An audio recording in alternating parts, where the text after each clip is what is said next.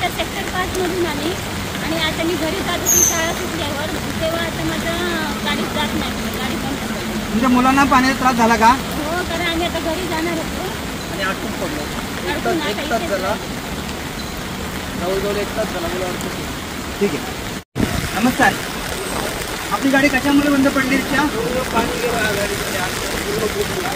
किती पाणी येते आता सध्या? बोरिंगमध्ये पाणी गेलं 2 किलोमीटर. अखंड रस्त्यावरती पाणी आहे का? पूर्ण रस्ते भरलेत पाण्याने?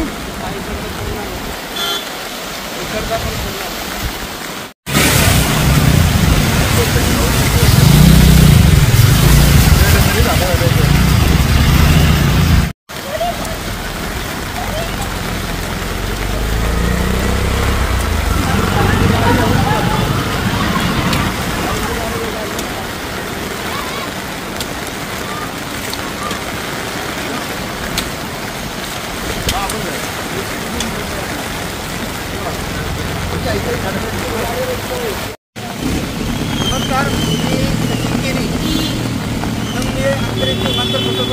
चिंचपडा गाव या गावचा रहिवासी आहे.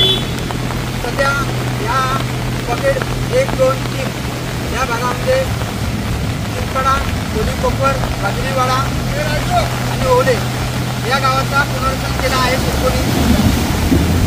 हे करत असताना सांगू इच्छितो की शहराचा शिल्पकार हे करत असताना मागील 3 वर्षापासून 2022 पासून मी शिल्पला पत्रव्यवहार करतोय की दरवर्षी या भागामध्ये सर्व भागामध्ये रस्त्यावरती पाणी भरतोय, सर्वांचे मार्ग सुरू करतात आणि पाणीच्या भागात जी शॉप आहेत, दुकानं आहेत त्या भागात सुद्धा पाणी जातोय आणि यावर्षी फारच पाणी झालं आहे.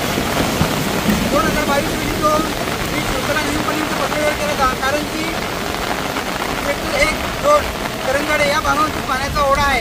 जो उत्तरनगर दापोली याच्या पुणेच्या भागातून जो डोंगरपट्टा आहे त्या डोंगरपट्ट्याचं पूर्ण पाणी या करंजाडे सेक्टर 1 आणि 2 या भागातून जातो आणि त्यासाठी तो पाण्याचा ओढा बांधलेला आहे.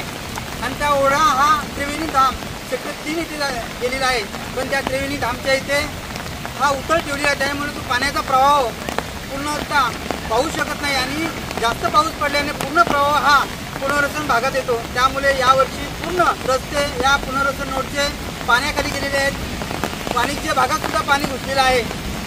या संदर्भात मी 6 जून रोजी नेहमीपर्यंत शिल्पो करंजाडे या कार्यालयात ऑफिसला मी पत्रव्यवहार केला होता की यावर्षी सुद्धा पाणी होऊ शकेल, परंतु शिल्प अधिकाऱ्यांनी कोणतीही याच्यावरती दखल घेतलेली नाही. तर मी सांगू इच्छितो याला जबाबदार कोण असतील?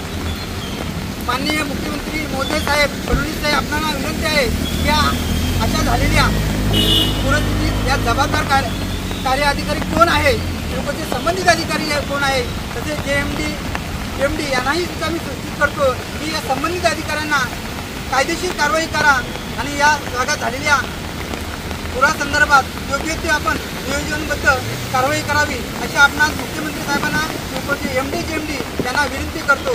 जर का या पाण्याचा बंदोबस्त आपण केला नाही तर या सर्व प्रकल्पग्रस्तांचा या संदर्भात उद्रेक होणार आहे, याची आपण नोंद घ्यावी.